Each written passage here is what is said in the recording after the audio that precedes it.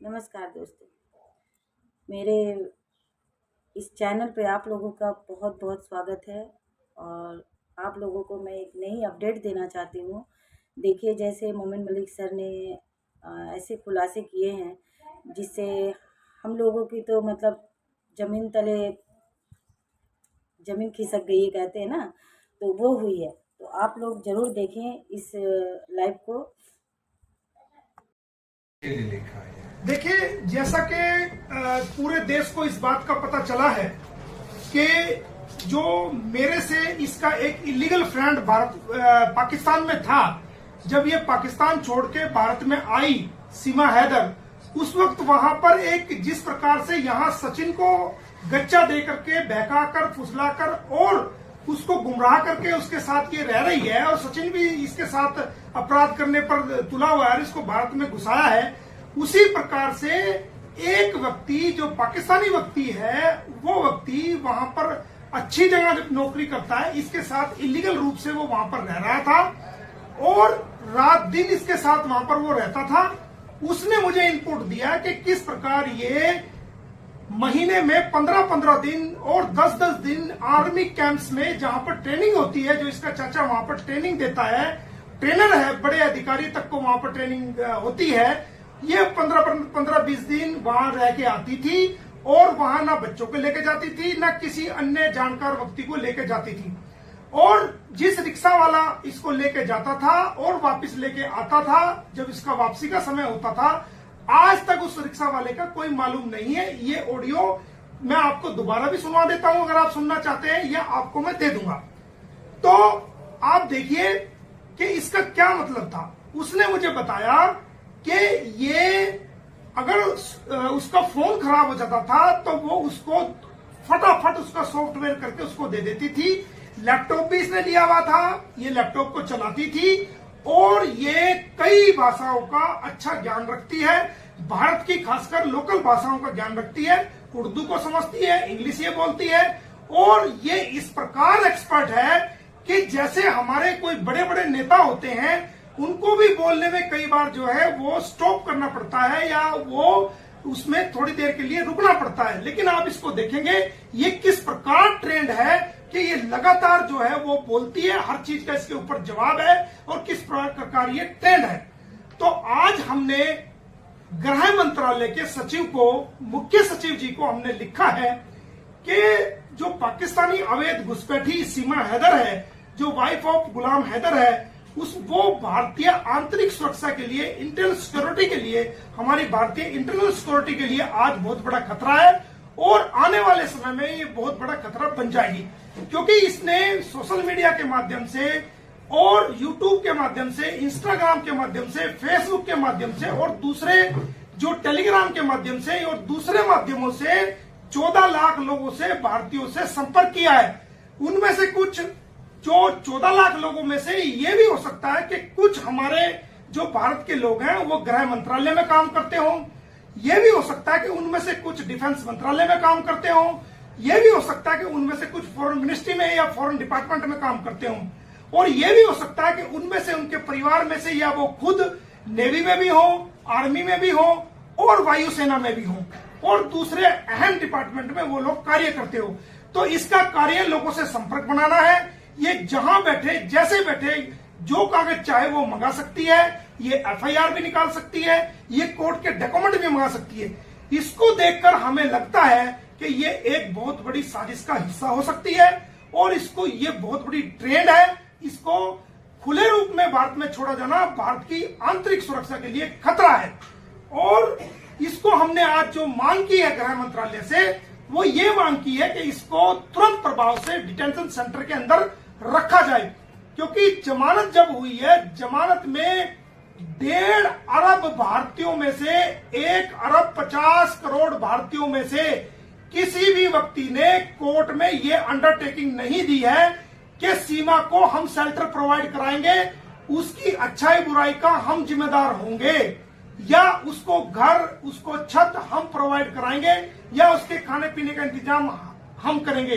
जबकि ये foreign policy के अंदर, भारतीय फॉरेन पॉलिसी के अंदर ये कानून है पाकिस्तान के मामलों में जो भी पाकिस्तानी भारत में वीजा लेके भी कोई आएगा, तो जिसके यहां वो आएगा तो वो एफिडेविट के रूप में भारत सरकार को, और जो एफआरओ है जहां फॉरेन रजिस्ट्रेशन ऑफिस होता है डीसीपी ऑफिस में, वहां पर एक अंडरटेकिंग देगा एफिडेविट के रूप में कि इसका जिम्मेदार मैं रहूंगा, ये किसी प्रकार का क्राइम नहीं करेगा। लेकिन सीमा हैदर के मामले में किसी ने कोई अंडरटेकिंग आज तक नहीं दी कि ये शेल्टर हम देंगे, ये हमारे घर में रहेगी। केवल इसकी खुद की अंडरटेकिंग है कि मैं नेत्रपाल के यहां रह रही हूं। किसी व्यक्ति के, पाकिस्तानी व्यक्ति के ये कह देने से कि मैं यहां रह रही हूं, वो अंडरटेकिंग को नहीं माना जाएगा जब तक कि उस घर का मालिक खुद लिख के ना दे। तो ये बहुत बड़ा खतरा हो गई है। लोगों से संपर्क करना इसके बाएं हाथ का खेल है। रोज ये लाइव आकर के भारतीय लोगों पर तरह तरह के ब्लेम लगा रही है, ये भारतीय लोगों को गाली बक रही है, और देश की एकता और सुरक्षा के लिए भी ये इस प्रकार के बयान जारी कर रही है जिससे देश के अंदर जो है वो फसाद पैदा हो जाए। इसके अलावा जो हमने जो मांग की है, एक तो हमने मांग की है कि इसको डिटेंशन सेंटर में इसको रखा जाए, इसको खुला ना छोड़ा जाए। दूसरा हमने मांग की है कि इसकी डॉक्टर एपी सिंह की क्या भूमिका इसको भारत में लाने के लिए रही है, क्योंकि हमें पता चला है, जो हमने हमारी जांच में, जो मैंने केसेस के अंदर अपनी जांच की है, उस जांच के अंदर हमें पता चला है, जो तमाम 2 महीने से मैं जो इस केस को कर रहा हूं, उस जांच के अंदर हमें पता चला है कि ये प्रथम बार जो पाकिस्तान से दुबई के रास्ते में होती हुई अकेली आई थी, और वो प्रथम बार 10/3/2023 को नेपाल में आई थी, और लगभग ये 7 दिन के करीब ये वहां जो ना इसका स्टे था। उस स्टे के दौरान ये भारत की सीमाओं में इसने एंट्री की है, भारत की सीमाओं में ये घुसी है, और सचिन इसको लेके आया है, और इसने पूरी रेकी की है कि किस प्रकार जो है बॉर्डर को फांदा जाएगा, किस प्रकार बॉर्डर को क्रॉस किया जाएगा, कहां से जो है दिल्ली की, पोखरा काठमांडू से कहां से दिल्ली की बस मिलेगी और कहां से टिकट खरीदा जाएगा। इसको पूर्ण रूप से रेकी करके गई है, और पूर्ण रूप से ये सारी ट्रेनिंग लेकर के एकदम चीज को अभ्यास करके जो है 7 दिन के अंदर इसने किया है, और फिर ये भारत में भी सलाह मशवरा करके गई है। हो सकता है ये एपी सिंह से जो है इस बात को सलाह लेके गई हो, फोन द्वारा या मुलाकात के द्वारा, और एपी सिंह ने उसको ये कहा हो कि आप अगर अकेली भारत में रहेंगी तो आपकी सुरक्षा के लिए ये बड़ा सवाल पैदा हो सकता है, और भारत की सुरक्षा एजेंसियां आपको भारत में नहीं रहने देंगी, तो आप जाइए और आप अपने बच्चों को लेके आइए।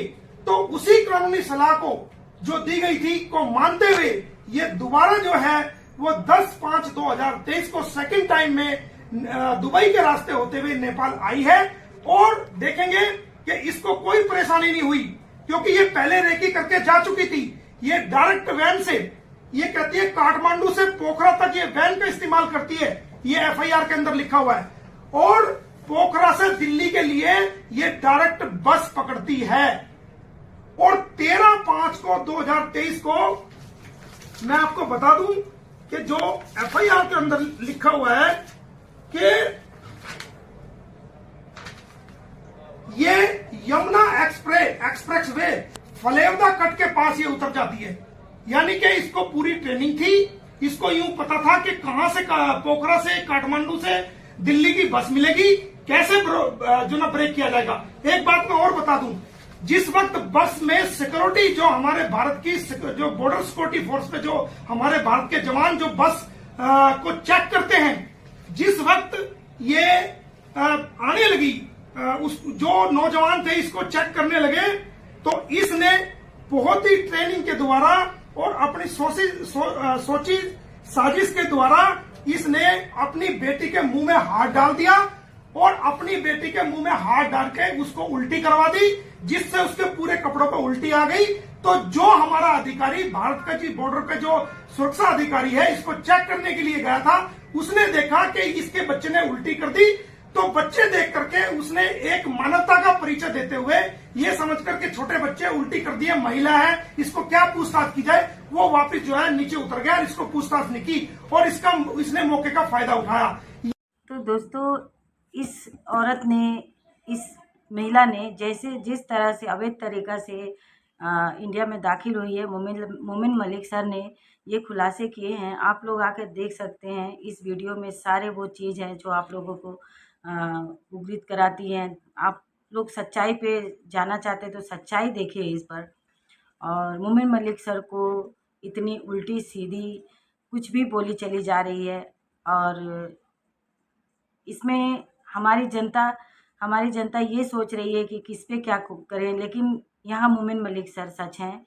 वो ऐसे हर सबूत ला कर दे रहे हैं जिस सबूत से पूरी वाकिफ होती है कि ये अवैध तरीका से ही घुसी है इस पर।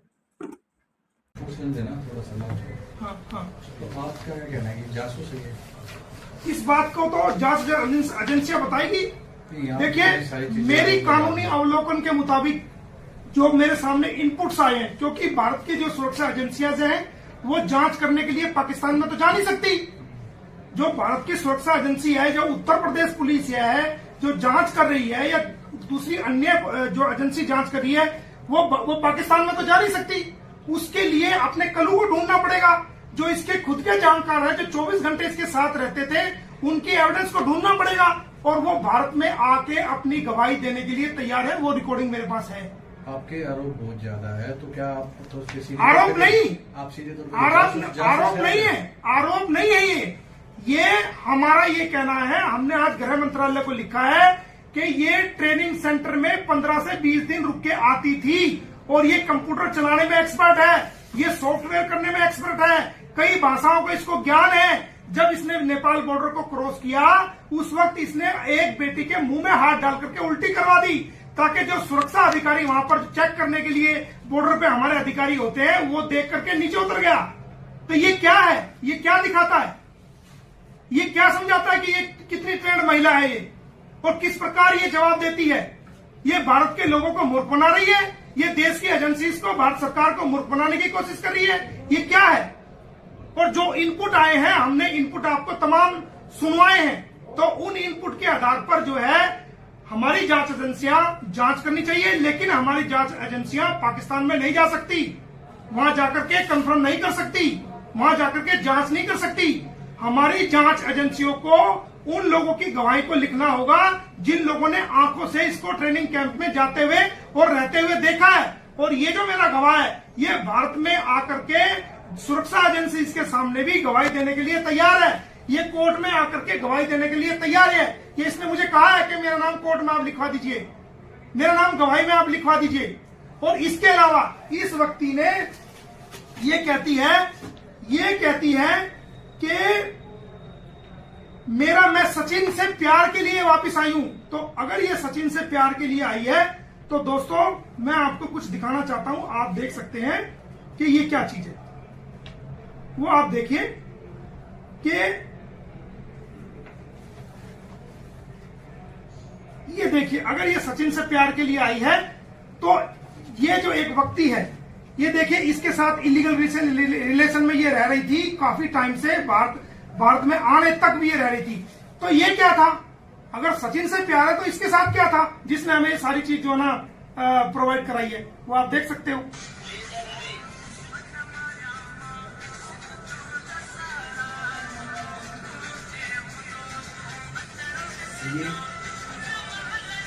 आप देख सकते हो, कोई दिक्कत नहीं है। ये पाकिस्तान में इसके साथ रहता था। और ये देखिए, ये आप देखिए, ये देखिए,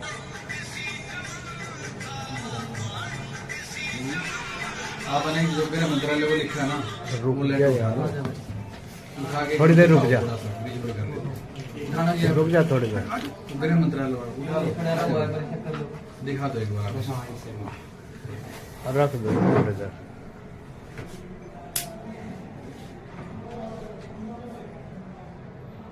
ये भेज दिया आपने या भेजेंगे? भेज दिया मेल द्वारा, और डाक से भी भेज रहे हैं। मेल द्वारा चीफ सेक्रेटरी को लिख दिया है, और जो इंटेलिजेंस ब्यूरो के जो चीफ है उनको भी हमने इस बारे में लिख दिया है।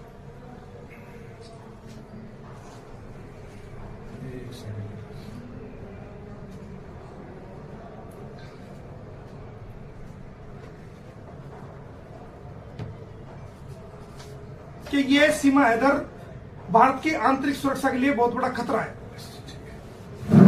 हमारी इंडिया ये चाहती है कि इस औरत को, इस महिला को जल्द से जल्द इंडिया से डिपोर्ट किया जाए पाकिस्तान। और मोमिन मलिक सर ने अपनी पूरी कोशिश लगाए हैं कि 4 बच्चे उस इंसान को मिले जो इंसान बिलख बिलख कर रो रहा है।